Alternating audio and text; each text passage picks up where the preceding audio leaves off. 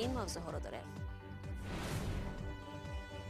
بخت سویکی میخندد. طرح عفو 20,000 نفر در تاجیکستان نزدیکان محبوسان، گمانبران و بازداشت شده ها را امیدوار کرده است. مرا گفتن که کدوم بنده اما همونش خوردم که هم خریدم تجهیزات با ارزش 2 میلیون دلار. وزارت انرژی آمریکا به فرودگاه دوشنبه امکان جلوگیری از مواد خطرناک هسته‌ای را فراهم آورد.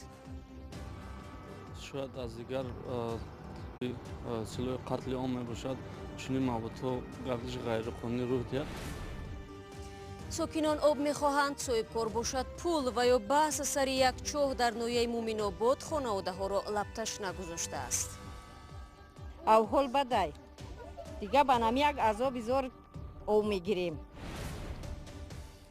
اما آغاز میکنم از یک خبر دیگر. دادگاه عالی تاجیکستان حکم 2 پسر امرالدین تبارف رهبر پیشین جماعت انصارالله را اعلان کرده است.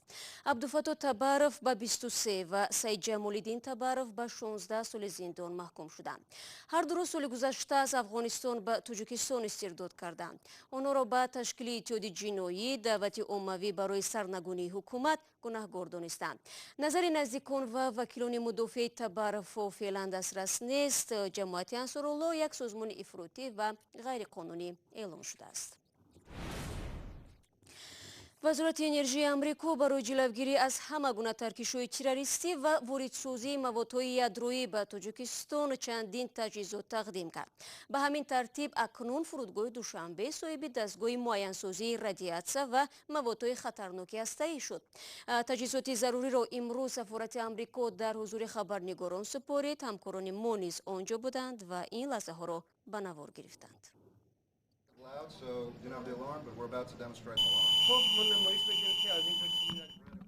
این بانگ خطر در فرودگاه دوشنبه هنگام تلاش انتقال قاچاق مواد هسته‌ای صدا می‌دهد. همکنون در 13 نقطه گمرکی فرودگاه مسافران را دستگاه کشف مواد هسته‌ای تشخیص می‌کند. تجهیزات با ارزش 2 میلیون دلار را وزارت انرژی آمریکا در مراسم روز 22 اکتبر به مقامات تاجیکستان سپرد. این ابزار برای آشکارسازی ماده‌های خطرناک است که ممکن است تروریستان آنها را با هدف‌های شوم یا استحصال سلاح قتل عام استفاده کنند. مقامات تاجیکستان میگویند چنین خطر وجود دارد. با نظر داشتی همسرحد بودن جمهوری تاجیکستان با جمهوری اسلامی افغانستان چنین خطر موجودیت دارد و از همین خاطر شاید از دیگر دولت‌هایی که دارای سلاح قتل عام میباشد چنین موادها گردش غیرقانونی روی دهد. از همین خاطر حکومت جمهوری تاجیکستان اقدام گرفته است که تمام گذرگاه‌های خود را با چنین دتکتورها مجهز گرداند. هدف کمک به تاجیکستان تامین امنیت در منطقه و مبارزه با قاچاق مواد هسته‌ای گفته شد. تا امروز ناظران گمرک در فرودگاه دوشنبه امکان دقیق آشکارسازی ماده‌های خطرناک هسته‌ای را نداشتند و کارمندان گمرک طرز استفاده این ابزار را هم نشان دادند. افسوس تا امروز ما بعض تجهیزات‌های خرد داشتیم اما آنها نمی‌توانستند که پورا همه جانبه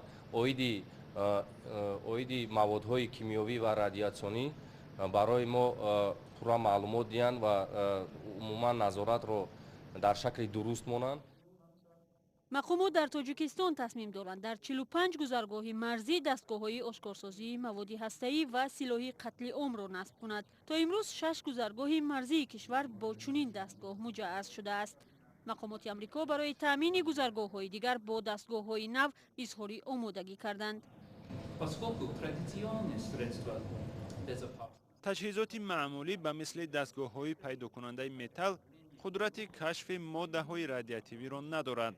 دستگاه‌های مذکور با دقیقیت بلند امکان می‌دهد که انتقال ماده‌های خطرناک را توسط گذرگاه‌ها مثل این فرودگاه پیشگیری کنیم.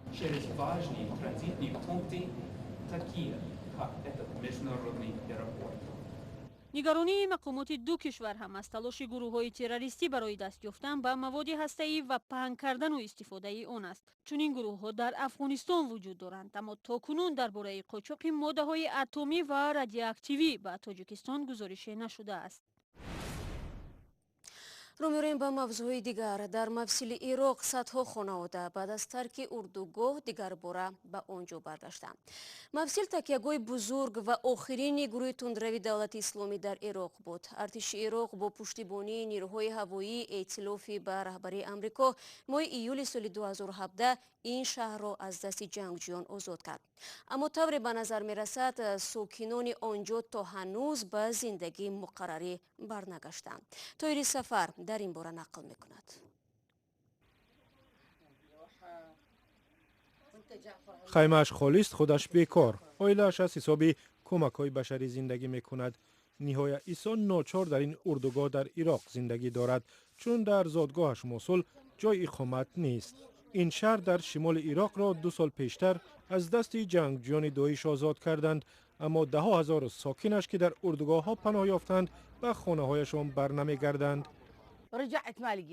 وقتی به موصل برگشتم خانه ام را نیافتم چون که ویران شده بود. اجاره هم گرفته نتوانستم چون پول ندارم. برای همین دیگر باره به اردوگاه برگشتم.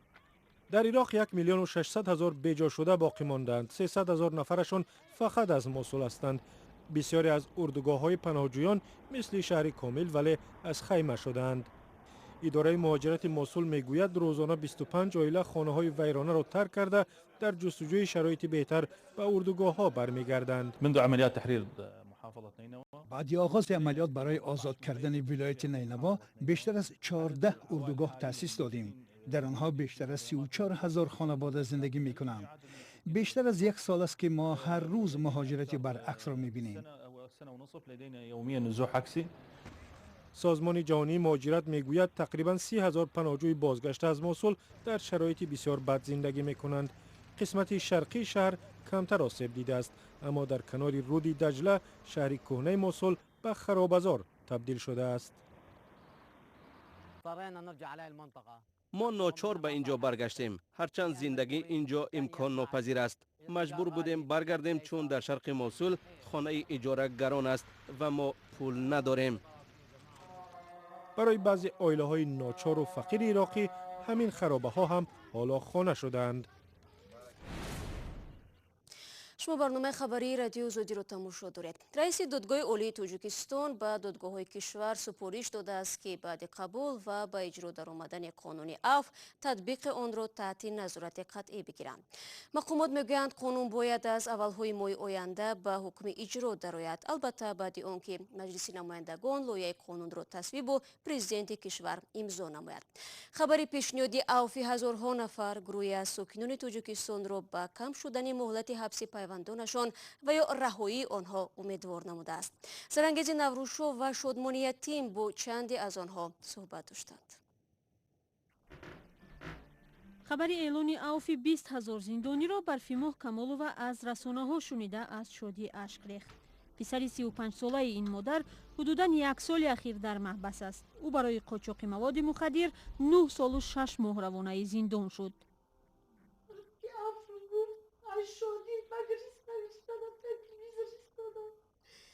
چند روزی که این نمایش در تلویزیون چند کانالی که تاجیکستان شده من در تلویزیون بخیر تماشا کردم. مادر میگوید پسرش همگی 9 ماه پیش از بازداشت از زندان آزاد شده بود. به ادعای این مادر این بار پسرش گناه نداشت. شیمانو میگم شیمانو اجورا بازی و چه آمدم جشتگی همی گناه نکردم همی دو فرق نبار نبودم میگم چجانه که کردم چکار کنم داری نکنم. برفی ماه باز نشسته است و میگوید پیشبرد زندگی 3 فرزند خردسال پسرش را هم اکنون او به عهده دارد. اعلان عفو این مادر را به نزدیک شدن آزادی پسرش از زندان امیدوار کرده است. پرسیدم یک دو تا شین و ساسودا رو پرسیدم و مرا گفتن که کدام بنده اما همونش خواندم که هم خیلی گفتم میرم.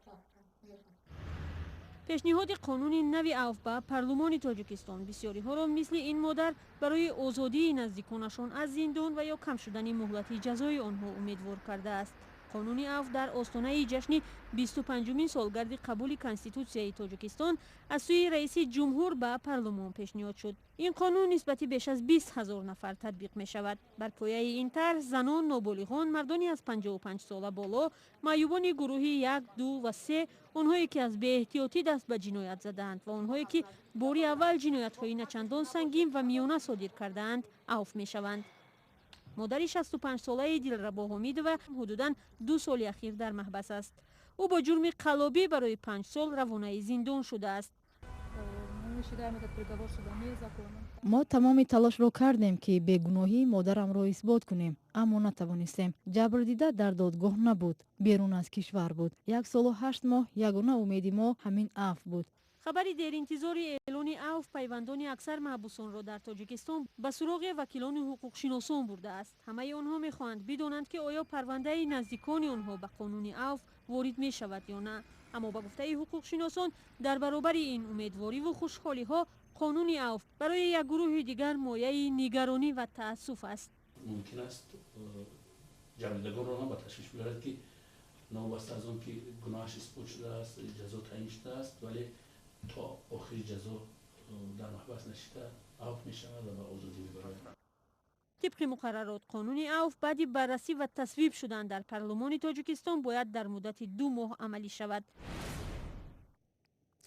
در نویه مومن‌آباد 2 ماه به این طرف بین ساکنان یک دهه نوبنیاد و صاحبکار بر سر آبی چاه بحث می رود. دهه نوبنیاد در پهلوی شاهروی بین‌المللی کولاب در واز خاروق جایگیر است. ساکنان ادعا دارند دسترسی آنها را به آبی چاه عمودی صاحبکار محدود کرده است و می خواهد از آنها پول آب را ستاند. ولی صاحبکار دعوا دارد که مردم محله پول برق را پرداخت نکردند و برای همین از آب محروم شدند.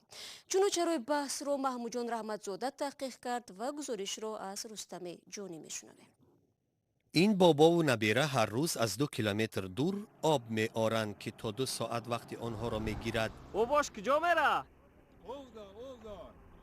او ساکن این دهه نوبنیاد است که در نزدیکی شهر کولاب جایگیر است و نام ندارد. میگویند 2 ماه می شود صاحب کار آب را برای زیاده از 100 خانواده بسته است. ببین اول بدای دیگه با نمی یک عذاب زور او میگیریم. از این چاه عمودی رودی تیبلای چند سال باز مردم آب می گرفت. آب زیادیش میرزه در سوی تیبلای رفته است نمیته مردم.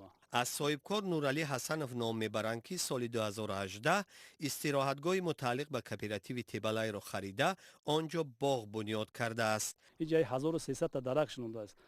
بکنه یک چای عمودی بکنه بخچه آب ما را کار نگیره. صاحبکار مدعی است که مردم باید پول برق را سپارند وگرنه آب را نخواهند دید. محکم خلق آب نمیتونه اینجا. این رفتار آنها مردم را حیرت زده کرده است. دوره غلامداری نیست که واقعی ما سوم جمع کنیم سومی دچای سویتی رو بتیم و اون مردک بخیزه کیف کنه صفا کنه و ما عذاب بکشیم. این مصاحب ما میگوید در ایستگاه برقی حساب کنک خود را نصب کردند و قرضدار نیستند. مقامات به رادیوی آزادی گفتند صاحبکار حق فروش آب چاه‌های عمودی را ندارد.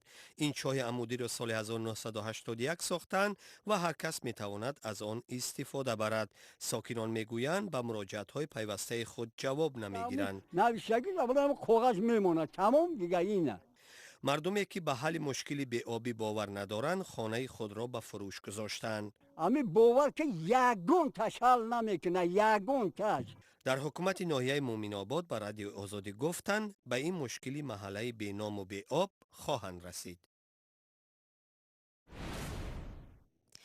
و دادگاه در شهر سنت پتربورگ روسیه حکم اخراج 15 شهروند تاجیکستان را صادر کرده. بررسی پرونده این افراد در دایره محکمه 36 پرونده شهروندان تاجیکستان صورت گرفته است.